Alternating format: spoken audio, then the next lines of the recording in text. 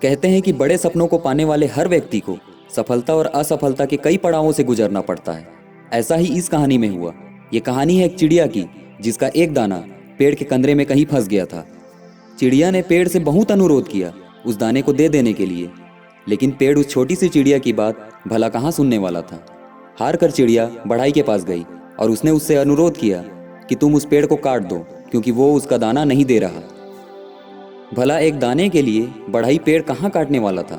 फिर चिड़िया राजा के पास गई और उसने राजा से कहा कि तुम बढ़ई को सजा दो, क्योंकि बढ़ई पेड़ नहीं काट रहा और पेड़ दाना नहीं दे रहा। राजा ने उस नन्ही चिड़िया को डांट कर भगा दिया कि कहाँ एक दाने के लिए वो उस तक पहुँच गई। चिड़िया हार नहीं मानने वाली थी। वो महावत के पास गई कि अगली बार राजा जब हाथी के पीठ पर बैठेगा तो तुम उसे गिरा देना, क्योंकि राजा बढ़ई को सजा नहीं देता, बढ़ई पेड़ नहीं काटता, पेड़ उसका दाना नहीं देता। महावत ने भी चिड़िया को डपट कर भगा दिया।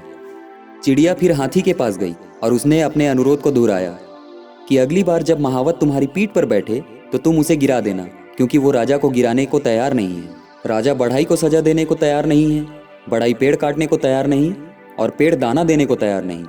हाथी बिगड़ गया। उसने कहा, ए छोटी चिड़िया, तू इतनी सी बात के लिए मुझे महावत और राजा को गिराने की बात सोच भी कैसे सकती है।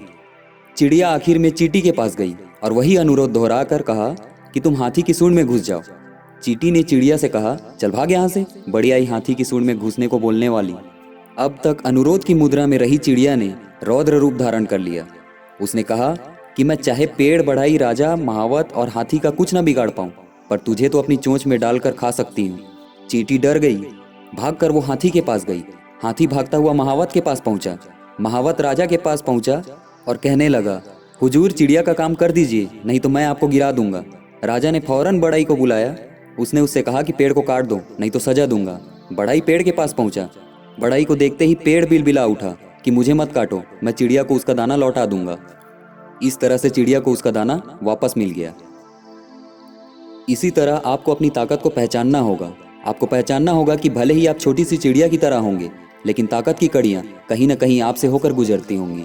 हर शेर को सवा शेर मिल सकता है, बशर्ते आप अपनी लड़ाई से घबराएं नहीं। अगर आप किसी काम के पीछे पड़ जाएंगे तो वो काम होकर रहेगा। यकीन कीजिए, हर ताकत के आगे एक और ताकत होती है और अंत में सबसे ताकतवर आप होते हैं। हिम्मत, लगन और पक्का इरादा ही हमारी ताकत की बुनियाद है। पहले लोग मजाक उड़ाएंगे, फिर साथ छोड़ेंगे, फिर विरोध करेंगे, फिर वही लोग कहेंगे, हम तो पहले से ही जानते थे कि एक न एक दिन तुम कुछ बड़ा करोगे। इस कहानी से अगर आपको कुछ सीखने को मिला तो वीडियो को लाइक और चैनल को सब्सक्राइब जरूर करें।